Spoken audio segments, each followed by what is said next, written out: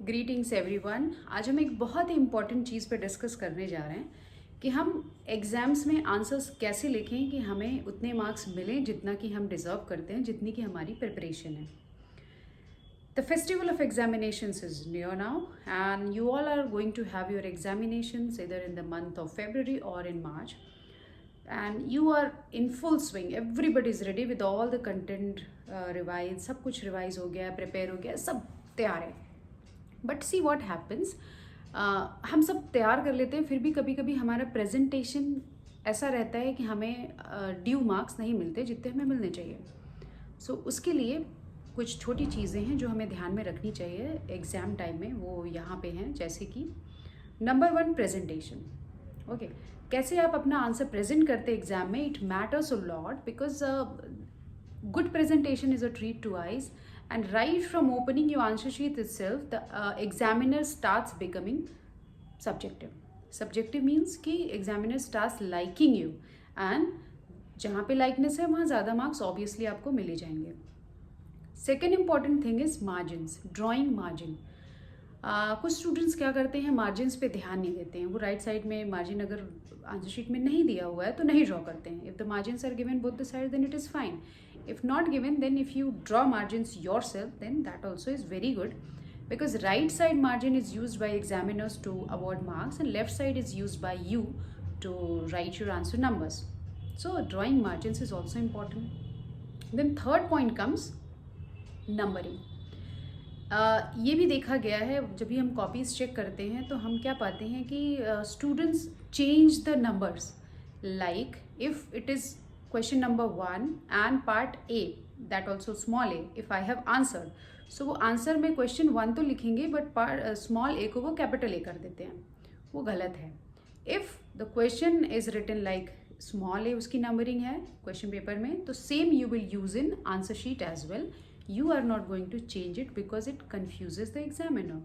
इतना नहीं करना चाहिए, मतलब ऐसा नहीं करना चाहिए. It is a wrong approach. Second thing is sequencing. If your question paper is divided into several parts, part A, B, C, D, जो भी हो, so first of all, during reading time itself, you have to make out that which part you can answer very well. आप उसको देखेंगे और उसी के according आप वो पार्ट शुरू करेंगे. Like in suppose in part D you are finding that you can answer more questions and you know them very well, so start from D, no issues at all. But what you have to try that you are answering all the questions of part D together. इससे एक sequencing break नहीं होती है. अगर आप एक part के सारे आंसर्स एक साथ लिखते हो तो एक प्रॉपर सीक्वेंसिंग रहती है, जो भी एक इम्प्रेसिव वर्क माना जाता है. So that also you have to do not shuffle the answers of one parts with the answers of the other part, क्योंकि नंबरिंग सिमिलर होती है इसलिए कन्फ्यूज़न बहुत सारे हो जाते हैं. सो उसका आपको ध्यान रखना है. And then comes neat hand writing. Hand writing is really very very important for you all. अगर हैंड राइटिंग अच्छी होती है तो एग्जामिनर को अच्छा लगता है, and examiner reads more lines out of your answers, and if you have written the things right then obviously somewhere in the examiner's subconscious this thing is there that if the handwriting is neat it means the student is very good, intelligent, और आपको वहीं पे extra marks मिलने शुरू हो जाते हैं. On the other hand, if your handwriting is messy and the things you have not organized well, तो वहीं पे biasing शुरू हो जाती है. That biasing is not conscious, that is subconscious. Okay, subconscious biasing शुरू हो जाती है and you start losing your marks.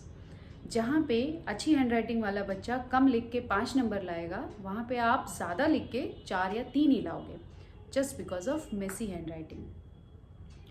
So other point is that we all are not god gifted कि सबकी हैंड राइटिंग बहुत अच्छी हो. Okay, many people are having messy hand writing. So solution to this issue is that no matter the hand writing is messy, try to keep the content clean. At least उसको clean रखने की कोशिश हम कर सकते हैं. Legible, it should B legible at least, कि examiner को दिख सके कि what you have written. Otherwise if you are writing right answers but it's not legible properly then also it's mistake from your side. Okay, now then comes paragraph distribution. So before I tell you about paragraph distribution, let me talk about short answer type questions.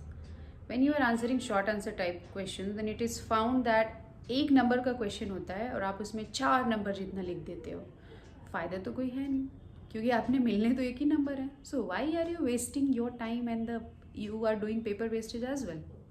सो मत करिए इसको. If one line question is as one line answer type, then one line only. And if your question is having a word limit of answers 20 to 30, so write according to that, 2 lines, 3 lines, 4 lines per line. How many words you write, that depends on that. So this also you have to take care. But अगर वही 3 number का है तो थोड़ा और आपको extra लिखना पड़ेगा. If it is of 30-40 words, word limit is that, then you will have to write according to that. These are all small tactics which help us getting more marks in exam. क्योंकि आपको लगता है कि यार मैं उससे intelligent हूँ, I know more answers than him or her, then how can that person get more marks in comparison to me always in exams. It happens just because of this silly mistake that that person whom you are comparing yourself with, that person writes well in exam, the presentation work is proper, the margins are proper, the sequencing, the ordering, everything is proper. That is why the other person is getting more marks in comparison to you. Okay, now comes the paragraph distribution. That is, if you are dealing with long answer type questions, then basically most of the time it happens that the long answer type question is divided into 1, 2, 3 parts. Sometimes 2 parts, sometimes 3. So while you are going through the question paper during reading time itself, आप उसी वक्त ये decide करेंगे कि मैंने इस question को 2-3 parts में डिवाइड करना है, इसका आंसर 2-3 पार्ट्स में लिखना है. तो आप डिसाइड करेंगे how many paragraphs you are going to make. If the question is having 2 parts, then you can write 2 paragraphs. If the question is having 3 parts, then write your answer in 3 paragraphs. So after you have written all the 3 paragraphs, you have to give a conclusion also. Conclusion of 2 lines, 3 lines आप दीजिए और उस conclusion को try करिए कि और impactful बनाए, जिससे मार्क्स वहाँ मिलने शुरू हो जाए. क्योंकि what examiners do, they do the skimming. Okay, they do not read the entire long answer type question. वो सारा नहीं पढ़ते हैं, वो स्किमिंग करते हैं. स्किमिंग मीन्स दे जस्ट ऐसे ही वो एक सरसरी नज़र से देखते हैं. एंड इन व्हाट हैपेंस कि शुरू के कुछ लाइंस पढ़ लेते हैं, फिर बीच में एक बार देख लेते हैं, फिर लास्ट में देखते हैं. सो अगर लास्ट में आपने कंक्लूजन अच्छा लिखा है तो वहाँ आपको मार्क्स मिल जाते हैं. बट अभी कंक्लूजन लिखने में भी हम एक गड़बड़ कर देते हैं. हम क्या करते हैं, we start copying the same lines which we have written previously in the above 2 paragraphs. वहाँ से हमने कॉपी किया, नीचे छाप दिया. So that also is a wrong approach. कोई बात नहीं, if you are out of ideas, it is accepted. So what you can do is that you can change the sentence structure, you can change the words, you can write different synonyms, different antonyms. Okay, this can be done. So आपको sentence को थोड़ा polish कर दीजिए, उसका design, size and even taste change कर दीजिए, फिर उसको आप conclusion में include करिए. Then that also gives a good impact. Then one thing also here, MCQs. Whenever you are answering MCQs, so what you do, you just write question 1, part A 1, part B 2, part C 3. ऐसे answer नहीं करना है. If question number 1 के A part का option number 4 correct है, so you will write question number 1 first, then you will write answer, okay, then you will write answer number, which question you are answering वो लिखेंगे आप. Then कौन सा option correct है, अगर option roman numeral 1 is right तो आप उसको ब्रैकेट में लिखेंगे roman numeral 1. And then you will write what option is there. Suppose आपका ऑप्शन है tree.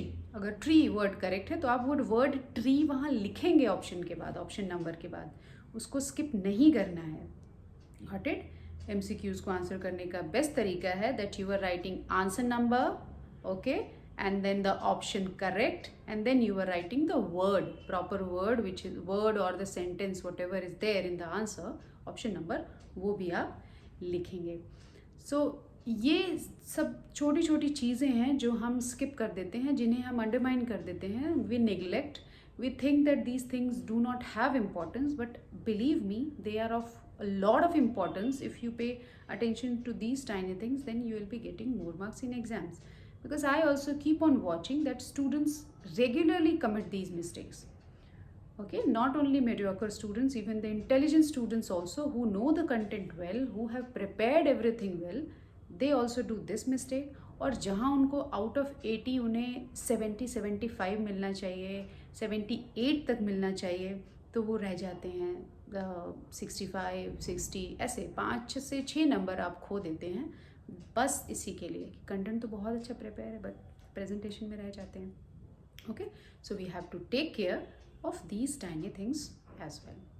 So that was all about this, how to write good answers in exams. Thank you everybody for watching.